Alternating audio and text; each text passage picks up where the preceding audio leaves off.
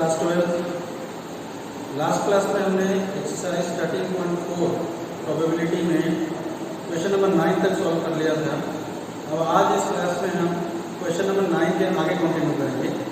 तो चलो आज हम स्टार्ट करते हैं क्वेश्चन नंबर 10 से। तो क्वेश्चन नंबर 10 देखो क्या कह रहा है कि find the mean number of heads in 3 tosses of a fair coin. कोई फेयर कॉइन है, अगर हम उसको 3 बार टॉस करते हैं तो मीन बताना है इसका नंबर ऑफ हेड्स का। ठीक है ना, हमें जो नंबर ऑफ हेड्स है उसका मीन बताना है। तो सबसे पहले अगर हम एक कॉइन को 3 बार टॉस करते हैं तो हमें सैंपल स्पेस क्या क्या मिल सकता है, पहले उसको हम लिख लें। H H H H H T H T H H T T, फिर T H H T H T T T H T T T। ठीक है, ये हमें सैंपल स्पेस मिलेंगे। अब मीन निकालने के लिए जैसे हमें पता है कि सबसे पहले हमें प्रोबेबिलिटी डिस्ट्रीब्यूशन निकालना होता है। ठीक है ना, तो प्रोबेबिलिटी डिस्ट्रीब्यूशन निकालने के लिए सबसे पहले हमें रैंडम वेरिएबल मालूम होना चाहिए। तो रैंडम वेरिएबल जैसे है, इसमें x किसका दिया है, किसका हमें मीन निकालना है, नंबर ऑफ हेड्स का। तो नंबर ऑफ हेड्स, और ये x की वैल्यू क्या क्या हो सकती है। अगर हम किसी पॉइंट को 3 बार उछालते हैं, 3 बार टॉस करते हैं तो हमें कितने हेड्स मिल सकते हैं, क्या क्या पॉसिबिलिटी है। हो सकता है कि हमें 0 हेड मिले, हो सकता है हमें 1 हेड मिले, हो सकता है हमें 2 हेड मिले, या फिर हो सकता है हमें 3 हेड्स मिले। ठीक है, तो मेरे पास 4 पॉसिबिलिटी है, आइदर 0 और 1 और 2 और 3। तो अब अगर हम 0 के केस की बात करें और उसकी प्रोबेबिलिटी निकालें, random variable x is equal to 0 के करस्पॉन्डिंग अगर हम प्रोबेबिलिटी की बात करें तो x इक्वल टू 0 का मतलब नंबर ऑफ हेड्स 0। तो नंबर ऑफ हेड्स अगर 0 है इसका मतलब एक भी हेड नहीं है। तो अगर एक भी हेड नहीं है तो तीनों के तीनों हमारे क्या होने चाहिए, टेल होने चाहिए। तो ऐसे कितने हैं जिसमें तीनों के तीनों टेल है, सिर्फ एक में। तो फेवरेबल आउटकम हो जाएगा हमारा 1 अपॉन टोटल हो जाएगा 1 2 3 4 5 6 7 8, तो 1 अपॉन 8। तो probability of random variable x equal to 0 is equal to 1/8। फिर x इज इक्वल टू 1 की अगर हम बात करें और उसके करस्पॉन्डिंग प्रोबेबिलिटी निकालें, random variable x equal to 1 के करस्पॉन्डिंग अगर हम प्रोबेबिलिटी निकालें, x इक्वल टू 1 का मतलब हुआ कि जो हमारे हेड्स है, नंबर ऑफ हेड्स है वो 1 है। इसका मतलब हम 3 बार टॉस कर रहे हैं और हमें एक ही बार हेड मिल रहा है। तो ऐसे कितने एलिमेंट्स हैं, ऐसे कितनी पॉसिबिलिटी है जिसमें कि हमें एक हेड मिल रहा है। तो देखो भाई, एक हेड वाला सिर्फ एक HTT है, एक फिर ये THT है, दूसरा फिर ये TTH है, तीसरा। तो फेवरेबल आउटकम हमारे 3 हो गए और टोटल कितने हैं 8, तो 3/8। इसी तरह probability of x is equal to 2, मतलब हमारे 2 हेड्स आने की प्रोबेबिलिटी। तो 2 हेड्स कितने हमारे फेवरेबल आउटकम होंगे भाई, देखो एक HHT होगा, एक HTH, ये 2 हो गए, फिर ये THH 3 हो गए, बस। तो फेवरेबल आउटकम हमारे 3 है और टोटल तो 8 है, तो 3/8 हो गया। इसी तरह probability corresponding to x is equal to 3, यानी कि हमने 3 बार टॉस किया और तीनों बार हेड आ गया। इसका मतलब वो h h h वाला पॉसिबिलिटी ही हो सकता है। तो h h h मेरा सिर्फ एक ही पॉसिबिलिटी है, तो number of favourable outcome 1 upon total outcome 8। ठीक है, तो ये सभी पॉसिबिलिटी से करस्पॉन्डिंग हमने प्रोबेबिलिटी निकाल लिया है। अब हम क्या करेंगे भाई, प्रोबेबिलिटी डिस्ट्रीब्यूशन को लिख लें।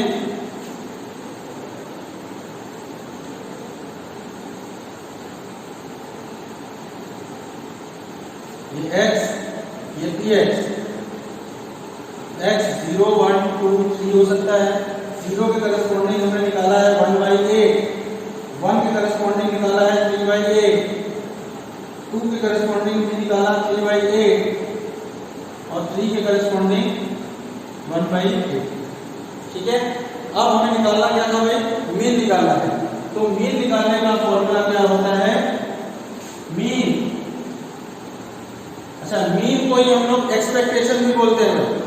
ठीक है ना, मीन को ही एक्सपेक्टेशन भी बोलते हैं। तो मीन को इन जनरल x बार से डिनोट किया जाता है। तो मीन का फॉर्मूला होता है summation xi into P X I. मतलब कि जो मेरा रैंडम वेरिएबल है उसको हम करस्पॉन्डिंग प्रोबेबिलिटी से मल्टीप्लाई करेंगे और फिर हर रैंडम वेरिएबल के करस्पॉन्डिंग हम मल्टीप्लाई करेंगे और फिर उसका सम ले लेंगे, प्लस कर लेंगे। ठीक है, तो अब इसका मतलब क्या हो जाएगा, देखो 0 इंटू 1/8, 0 इंटू 1/8 फिर प्लस, ये समेशन का साइन इसीलिए लगा है, फिर 1 इंटू 3/8, 1 इंटू 3/8 फिर plus 2 into 3/8, 2 into 3/8 plus 3 into 1/8, 3 into 1/8, ये हो जाएगा 0 प्लस 3/8 प्लस 6/8 प्लस 3/8। तो ये हो गया 3 प्लस 6 9 प्लस 3 12/8। अब 4 से अगर हम कैंसिल करें 4 2 जा 8, 4 3 जा 12, इसका मतलब 3/2 आ गया, इसका मतलब 1.5 आंसर। ठीक है, देखो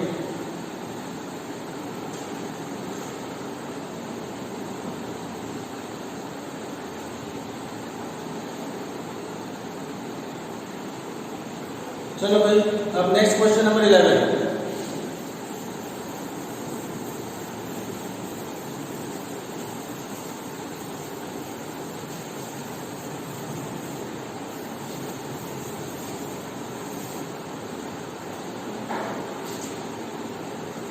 क्वेश्चन नंबर 11 में देखो क्या कह रहा है। 2 dice are thrown simultaneously, 2 dice को साइमल्टेनियसली थ्रो किया जा रहा है। If x denotes the number of success, जो हमारा रैंडम वेरिएबल है वो क्या डिनोट करता है, नंबर ऑफ सक्सेस को। तो 2 डाइस हमने देखे हैं, ये एक डाइस हो गया, ये दूसरा डाइस हो गया। अब जो x है denotes the number of sixes। ठीक है, तो find the expectation of x, हमें इस x का एक्सपेक्टेशन बताना है। अब हमने इसके पहले क्वेश्चन बताया कि एक्सपेक्टेशन का मतलब क्या होता है भाई, मीन ही होता है। ठीक है, तो एक्सपेक्टेशन निकालने को बोले या मीन निकालने को बोले, बात एक ही है। ठीक है ना, तो अब देखो भाई, जो हमारा रैंडम वेरिएबल x है वो क्या डिनोट कर रहा है, नंबर ऑफ सक्सेस को। मतलब अगर हम 2 डाइस को फेंकें तो 6 कितनी बार आ सकता है। तो देखो जो हमारा 6 है, ये हो सकता है कि हमने दोनों बार फेंका और दोनों में एक बार में 6 नहीं आया, तो x की वैल्यू हमारी 0 हो जाएगी।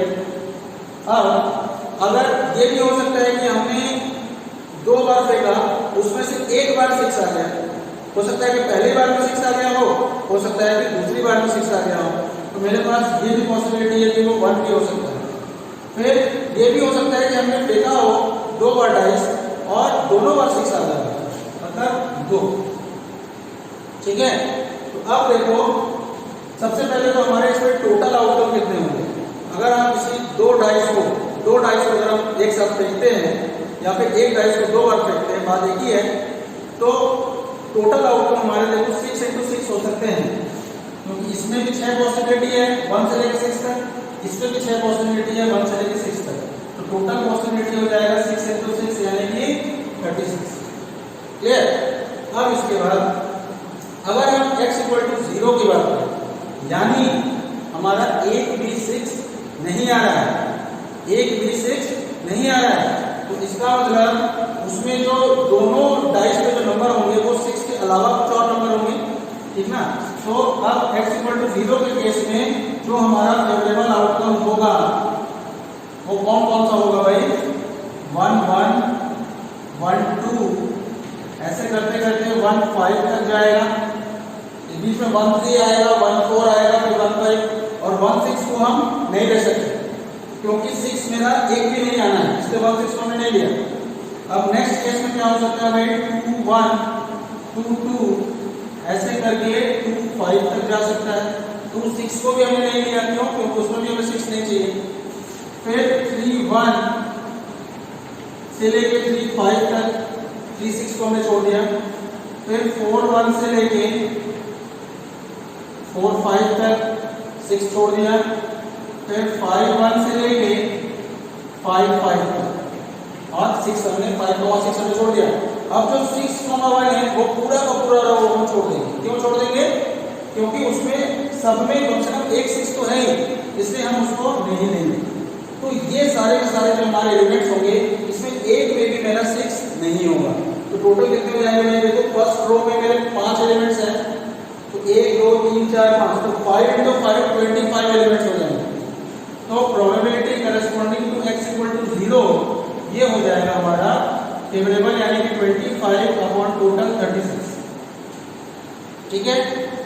अब इसके बाद अगर हम probability corresponding to x equal to 1 की बात करें, x इक्वल टू 1 की बात करें, इसका मतलब दोनों डाइस में से किसी एक में 6 रहा होगा, किसी एक में।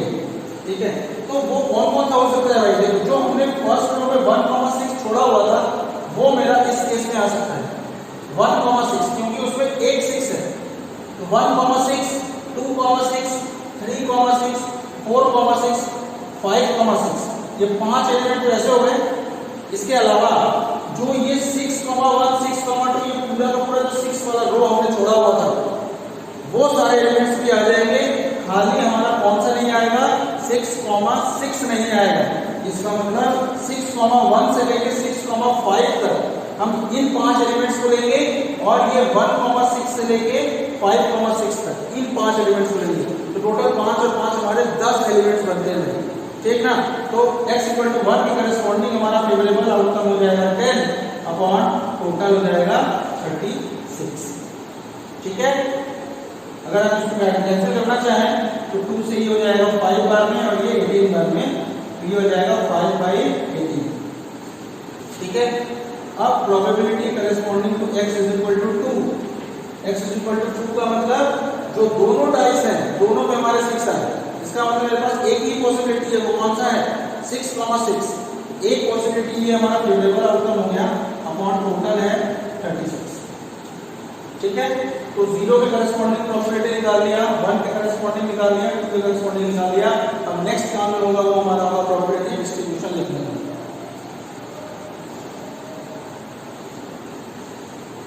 प्रोबेबिलिटी डिस्ट्रीब्यूशन लिखे हम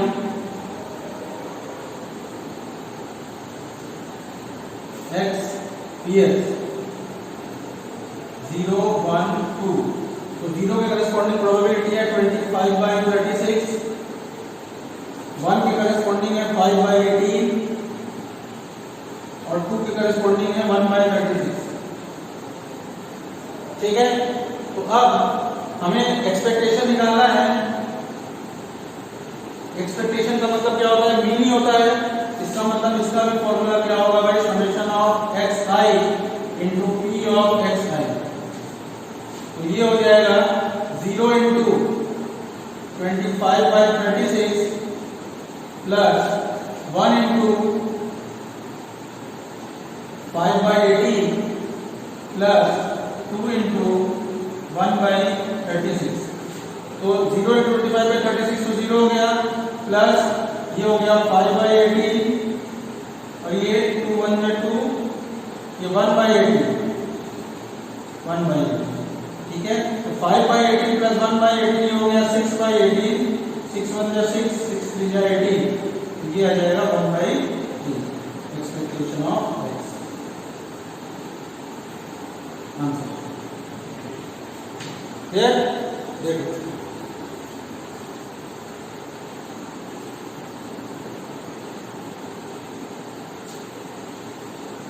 चलो नेक्स्ट क्वेश्चन नंबर 12।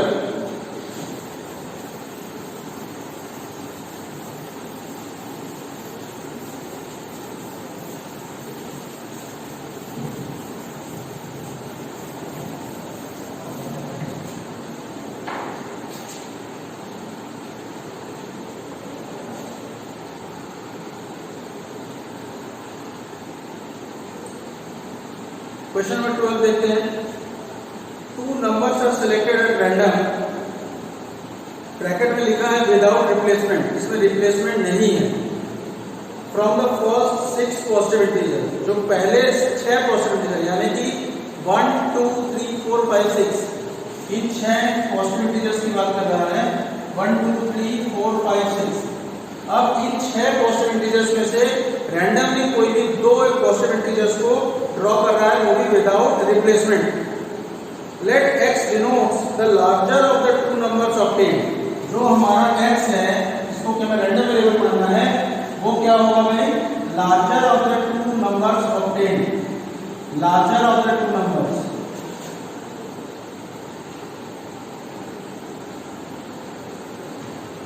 ठीक है।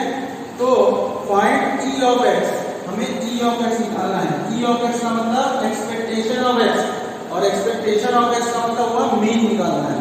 x का रैंडम वेरिएबल x का मीन निकालना है। तो सबसे पहले देखो इसमें क्या कह रहा है कि 6 पॉजिटिव इंटीजर्स हैं 1 से लेकर 6 तक, उनमें से हम कोई भी 2 हम चूज कर सकते हैं। अच्छा, सेम नंबर हम 2 का नहीं चूज करते, जैसे 1 और 1, 2 2 3 3, ऐसा केस इसमें नहीं इन्वॉल्व होगा।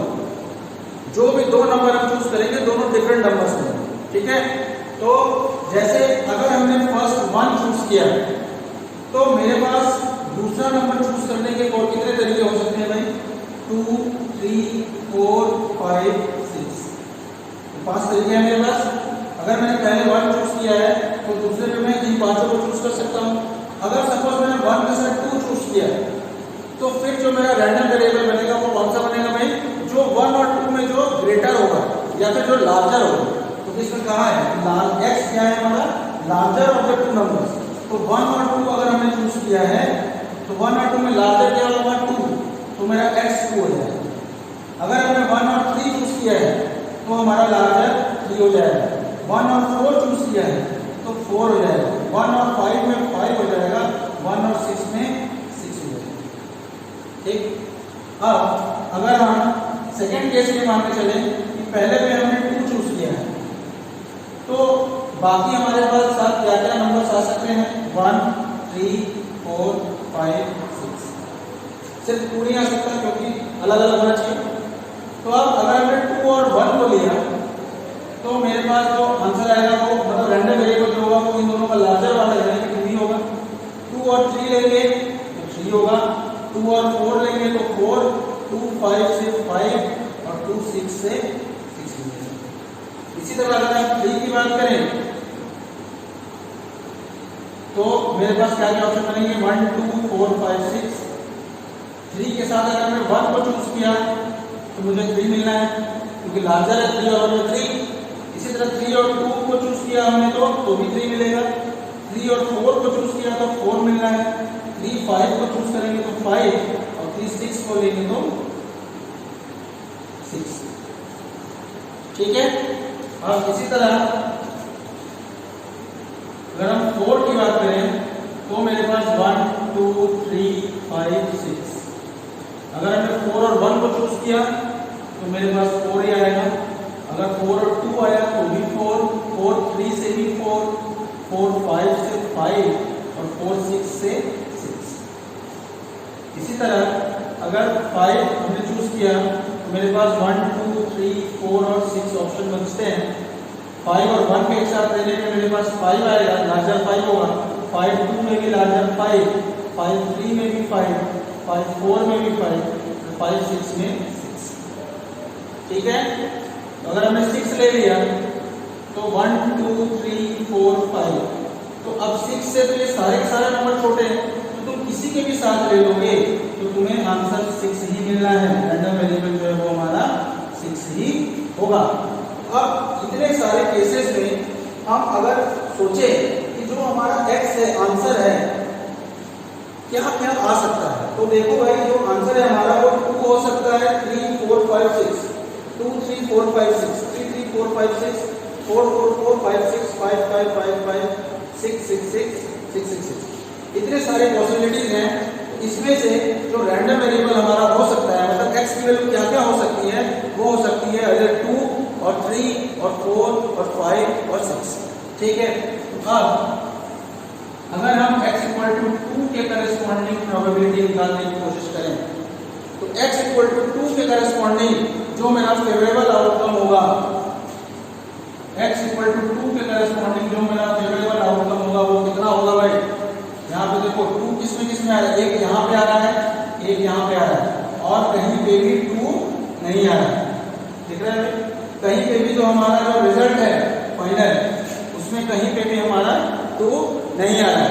तो फेवरेबल आउटकम हमारे कितने हो गए भाई? 2 ही हुए, 2 ही जगह पे आ रहे हैं 2। ठीक, 2 हो गया फेवरेबल आउटकम। अब अपॉन टोटल आउटकम, अब भाई ये सोचने वाली बात है कि टोटल आउटकम कितना होगा। तो देखो हमें इन 6 नंबर में से 2 नंबर को चूज करना है, एक इस ब्लॉक में जाएगा, एक इस ब्लॉक में जाएगा। तो अगर मैं पहला नंबर चूज कर रहा हूं तो मेरे पास तो सारे के सारे नंबर अवेलेबल है, तो मैं यहाँ पे 6 तरीके से रख सकता हूँ। इन 6 में से किसी को भी रख सकता हूँ, तो मेरे पास 6 ऑप्शन हुए। इसी तरह से अगर मैंने किसी एक नंबर में यहाँ पे रख दिया तो अब मेरे पास कितने ऑप्शन अवेलेबल होंगे? 5, क्योंकि मैं उस नंबर को रिपीट नहीं कर सकता। इसमें साफ साफ लिखा है कि विदाउट रिप्लेसमेंट जो नंबर है सेम टू सेम उसी को आप रिप्लेस नहीं कर सकते, ठीक ना। तो अगर इसमें 6 नंबर है तो इसमें कितने हो जाएंगे? 5। तो टोटल जो हमारे पॉसिबिलिटी है वो हो जाएगा 30। ठीक, तो 2 अपॉन टोटल हो जाएगा 30, यानी कि 1 अपॉन 15। x इक्वल टू 2 के करस्पॉन्डिंग जो हमारी प्रोबेबिलिटी होगी वो होगी 1 अपॉन 15। अब x इक्वल टू 3 के करस्पॉन्डिंग अगर हम प्रोबेबिलिटी निकालें, अब देखो भाई x इक्वल टू 3 कितने जगह पे आ रहा है? एक तो यहाँ पे आ रहा है, एक यहाँ पे 2, 3 और नहीं आ रहा है 1, 2, 3, 4 जगह पे आ रहा है।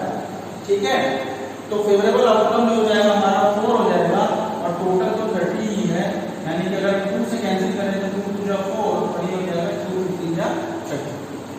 ठीक, अब x इज इक्वल टू 4 के करस्पॉन्डिंग अगर हम प्रोबेबिलिटी निकालें तो x इक्वल टू 4 कितनी जगह पे आ रहा है? एक जगह यहाँ पे आ रहा है, ये 2, 3, 4, 5, 6 जगह पे आ रहा है। तो ये हो जाएगा 6 अपॉन 30, यानी कि 1/5। अब x इक्वल टू 5 के लिए अगर हम प्रोबेबिलिटी निकालें, अब 5 कितनी जगह पे आ रहा है? देखो यहाँ पे एक बार, यहाँ पे भी एक बार, 2 हो गया, 3, 4, 5, 6, 7, 8 बार आ रहा है। ठीक है, तो ये हो गया 8/30। किससे कैंसिल करें भाई? 2 से कैंसिल करें तो 4/15 हो गई।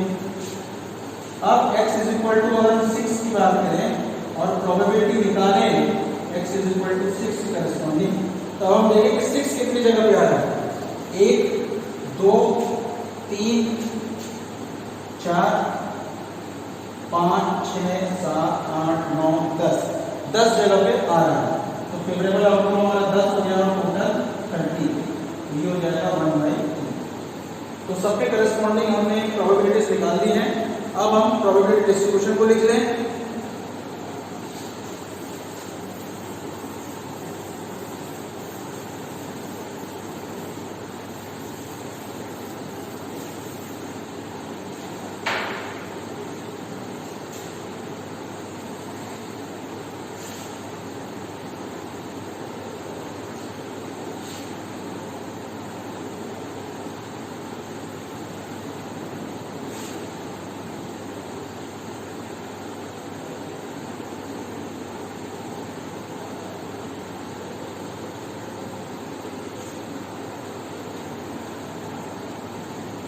x EX ये 2, 3, 4, 5, 6।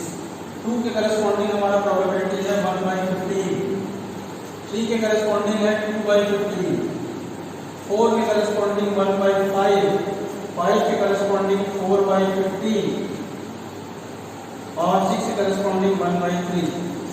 अब हमको एक्सपेक्टेशन निकालना था। एक्सपेक्टेशन का मतलब summation xi into p of xi। तो ये हो जाएगा 2 into 1/5 sorry 1/15 plus 3 into 2/15 plus 4 into 1/5 plus 5 into 4/15 plus 6 into 1/3। ये हो गया 2/15 plus 6/15 plus 4/5 plus 20/15 plus 6/3। LCM level ले रहे हैं तो 15 आ जाएगा एलसीएम। ये 2 प्लस 6 प्लस 12 प्लस 20 प्लस 30। ठीक, ये हो गया 8 12 20 30 40 30 70 कौन 15। 5 से कैंसिल कर दें तो 5 से 14 और ये 3। आंसर हो गया हमारा 14/3। क्लियर?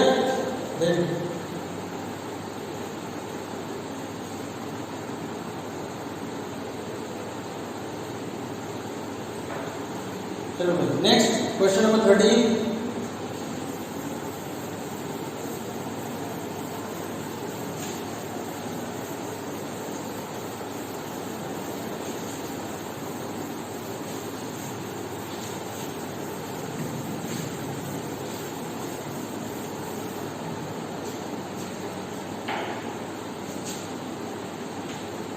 क्वेश्चन नंबर 13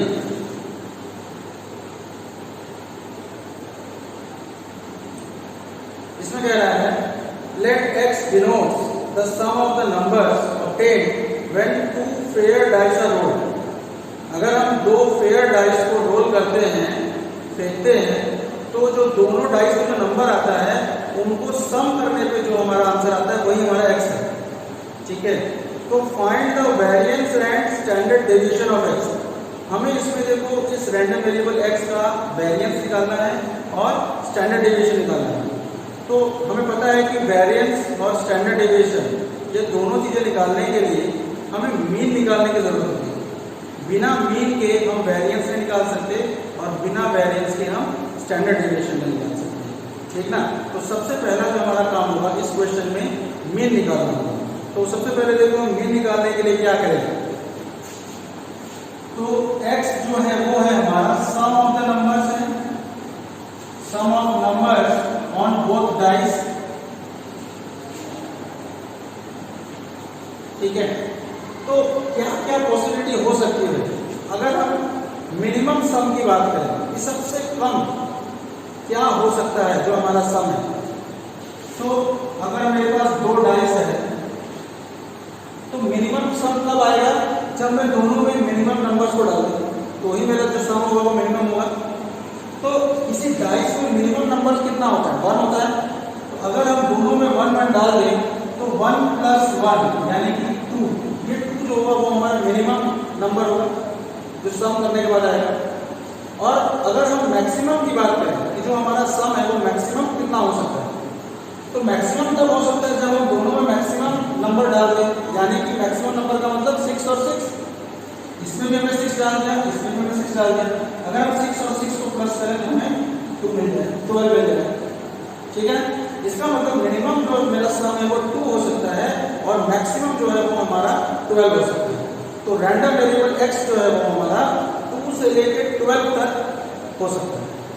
तो x = 2 के करेस्पॉन्डिंग अगर हम प्रोबेबिलिटी निकालने की सोचें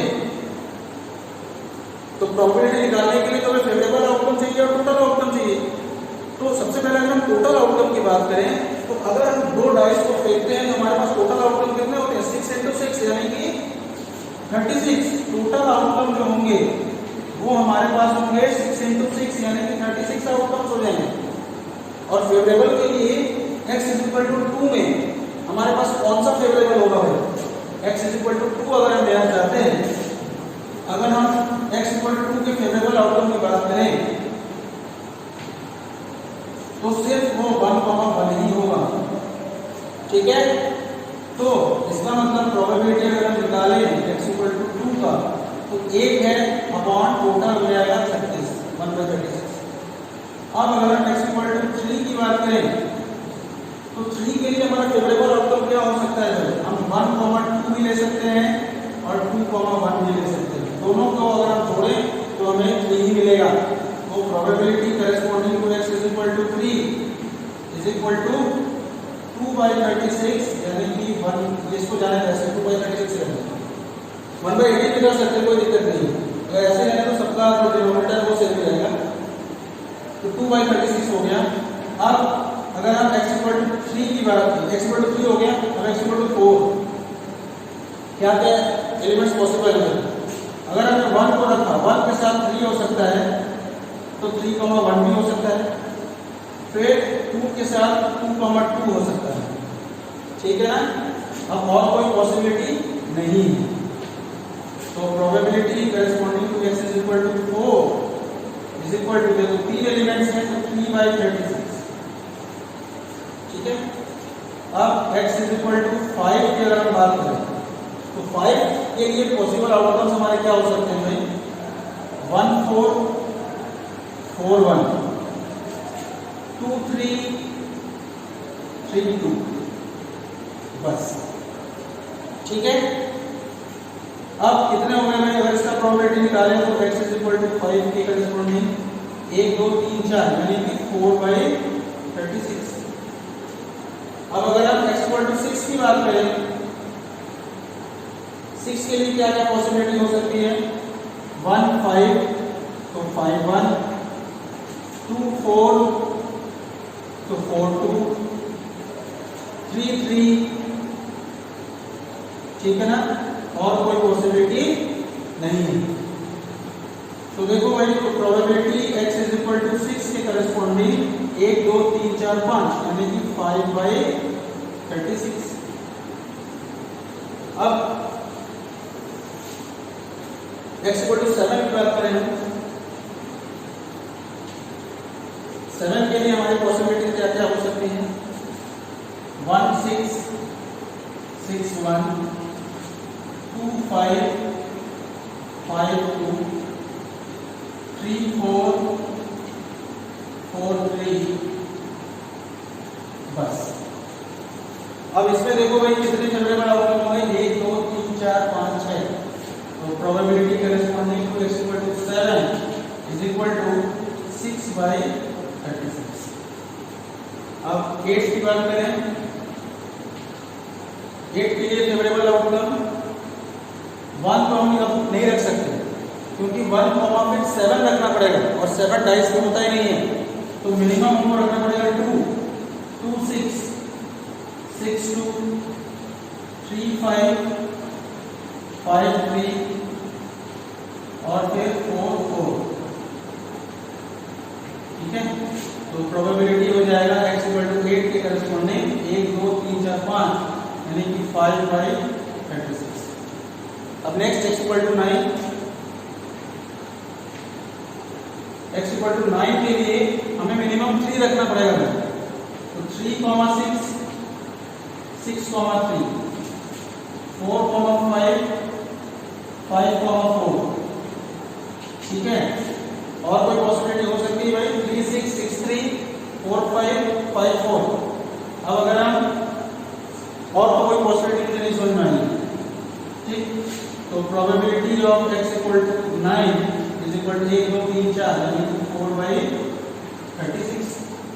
x इक्वल टू 10 की बात करें अगर हम, 4, 6 से आएगा तो 6, 4 से भी आएगा और 5, 5 से भी आएगा। तो probability corresponding to x equal to 10 is equal to 1, 2, 3 यानी फेवरेबल आउटकम 3 हो गया और टोटल है हमारा 36, 3/36 हुआ। फिर probability corresponding to x equal to 11 favourable outcome का क्या हो सकता है भाई? एक 5, 6 हो सकता है और एक 6, 5 हो सकता है। तो probability corresponding to x equal to 11 दो ही फेवरेबल आउटकम है, तो 2/36। और लास्ट में प्रोबेबिलिटी x इक्वल टू 12 के केस में, x इक्वल टू 12 के केस में हमारा जो फेवरेबल आउटकम होगा वो होगा सिर्फ 6, 6 और probability corresponding to x equal to 12 is equal to table outcome 1 है तो 1/36। ठीक है, तो हर रैंडम वेरिएबल के करस्पॉन्डिंग हमने प्रोबेबिलिटीज निकाल के रख दी। ठीक है, अब हमें इसका प्रोबेबिलिटी डिस्ट्रीब्यूशन बनाने की जरूरत है।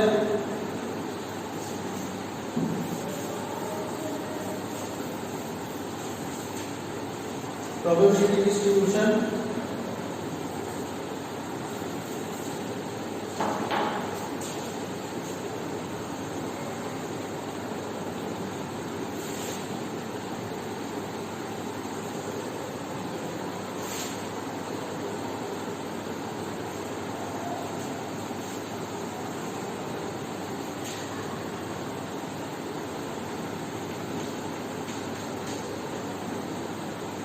स्टार्टिंग हुआ हमारा 2 से 2 3 4 5 6 7 8 9 10 11 12।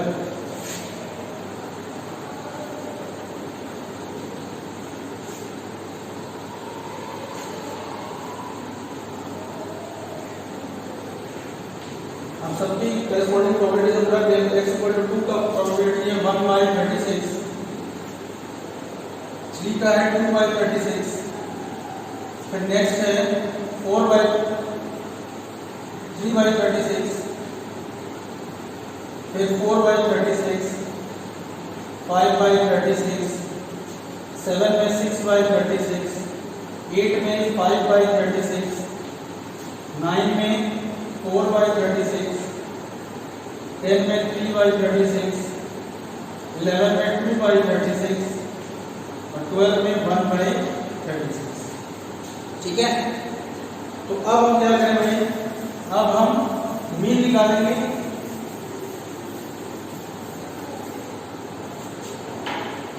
तो मीन यानी कि expectation of x is equal to summation of xi into corresponding probability।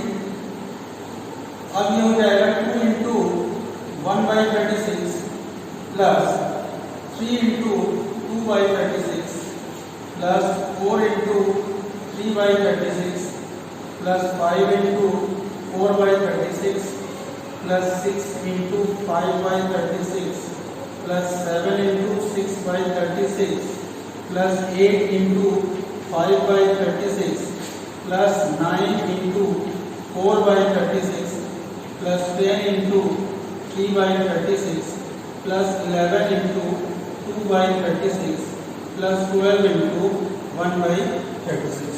ठीक है, तो ये हो जाएगा 2/36 plus 6/36 plus 12/36 plus 20/36 plus 30/36 plus 42/36 plus 40/36 plus 36/36 plus 30/36 plus 22/36 plus 12/36।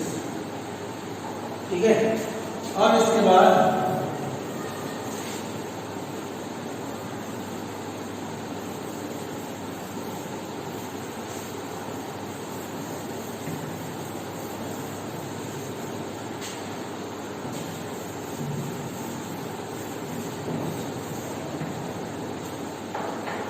अब देखो अगर हम इसको प्लस करें एक्सपेक्टेशन ऑफ x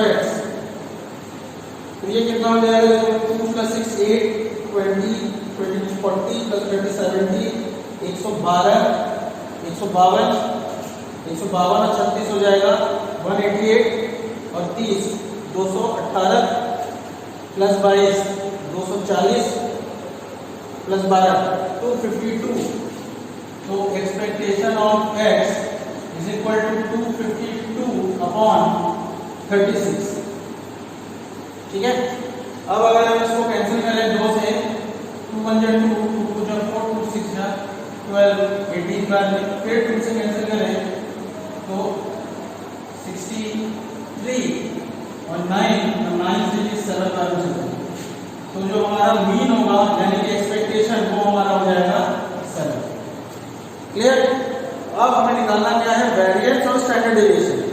अब चूंकि हमें पता है कि वेरिएंस का फॉर्मूला क्या होता है भाई, ई of X square minus E of x का होल स्क्वायर। ठीक है, ई of X square minus E of x का होल स्क्वायर। अब हमें क्या करना पड़ेगा, ई ऑफ एक्स स्क्वायर निकालना पड़ेगा, ई ऑफ एक्स स्क्वायर निकालना पड़ेगा। तो ई ऑफ एक्स स्क्वायर निकालने के लिए देखो, ई ऑफ एक्स स्क्वायर निकालने के लिए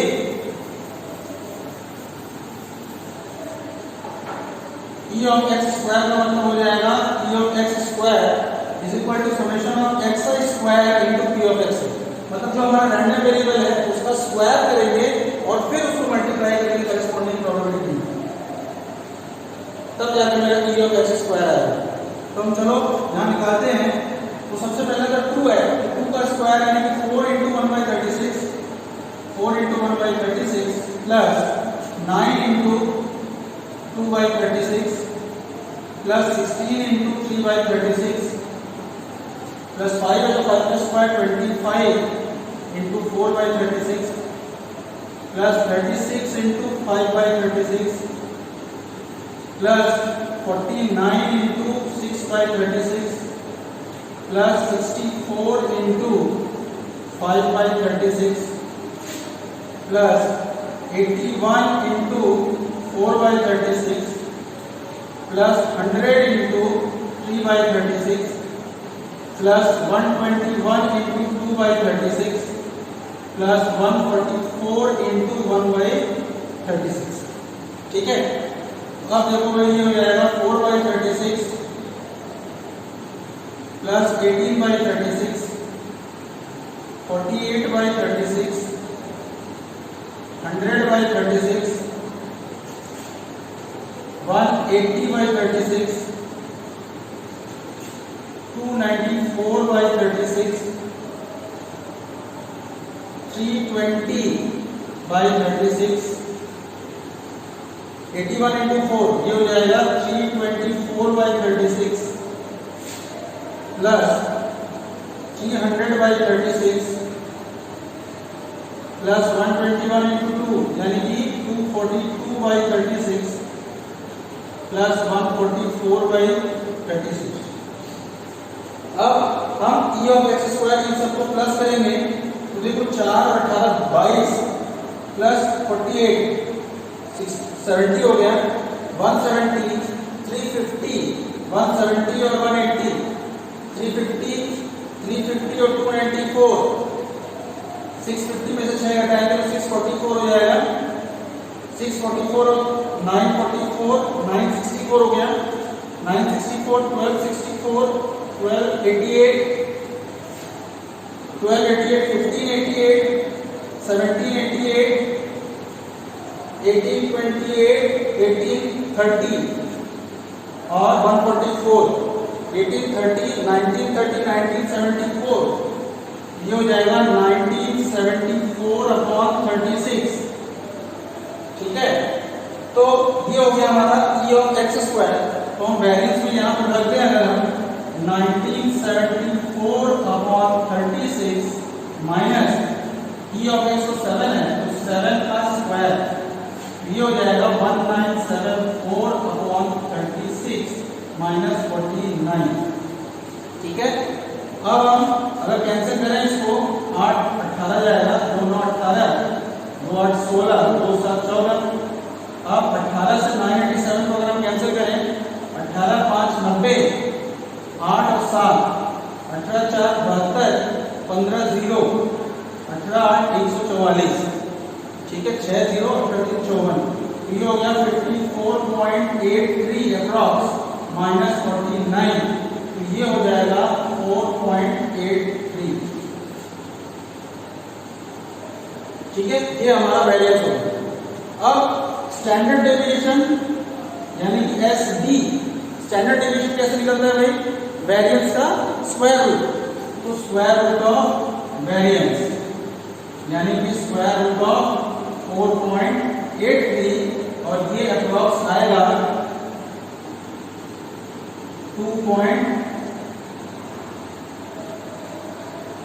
4.83 का अगर स्क्वायर रूट निकाले तो 2 पॉइंट कितना आएगा भाई? निकाले क्या? कहाँ निकाले? 4.83 का अगर स्क्वायर रूट निकाले